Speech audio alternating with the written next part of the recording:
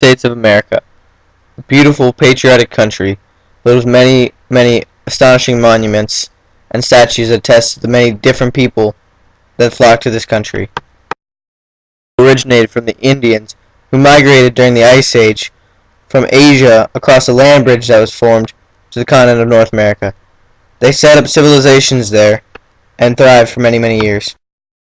Indians were enjoying their prosperity. Europeans were beginning to explore the seas in hopes of finding new goods.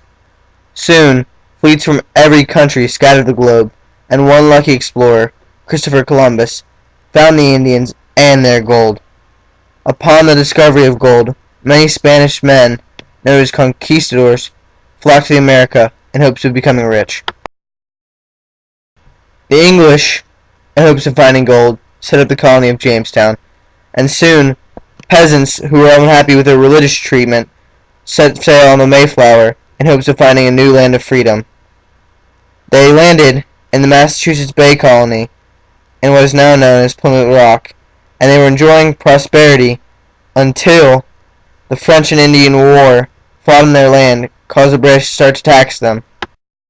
To the British taxes, citizens in Boston revolted by dumping tea into the ocean. Soon, the British sent over their troops known as Redcoats to protect their goods, and the tensions sparked quickly into the Revolutionary War. Americans wrote the Declaration of Independence in response to a king's letter, and soon victory was theirs.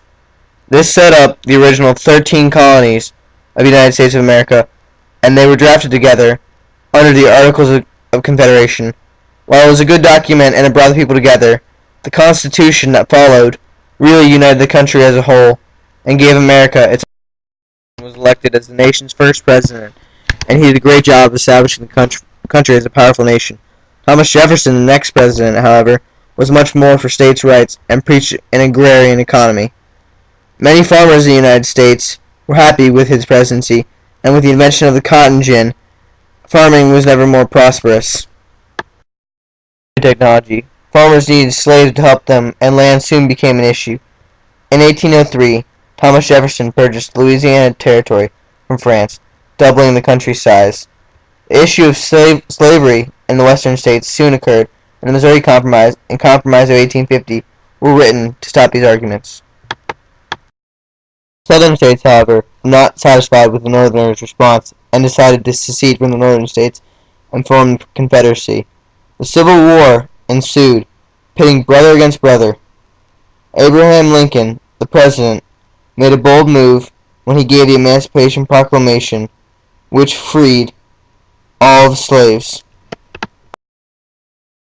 The Reconstruction followed the Civil War. Its aims was to reunite the country with a good relationship, but was an ultimate failure. The period which followed was known as the Gilded Age, which was a time of big business, big money, and even bigger houses. Corporations formed trusts which were left untouched by most presidents until Teddy Roosevelt became president.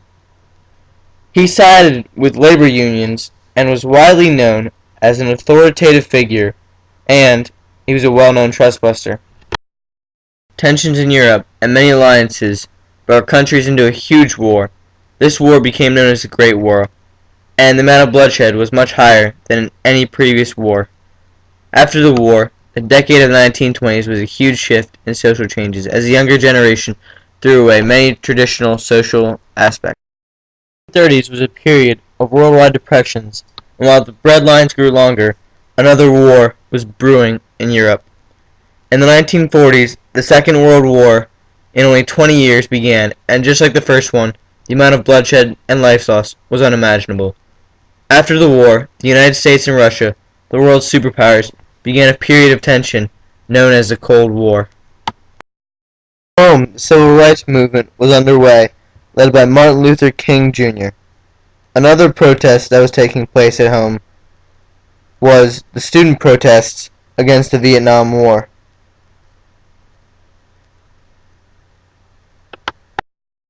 These protests stem from the new social changes in music, exemplified by Elvis Presley, the Beatles, and a new wave of people known as hippies. Jimmy Carter is now remembered as one of the greatest presidents of his era. He successfully negotiated peace treaties with Russia, and after him, Reagan prepared the relationship. A new fear grew in America of a terrorist group known as Al-Qaeda.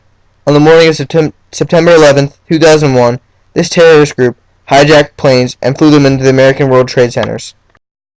President George W. Bush sent out troops in response to this attack, and since then, American troops have been fighting for freedom in the Middle East. Current President Barack Obama has continued the war efforts, killed Osama bin Laden, and looks to be reelected in 2012.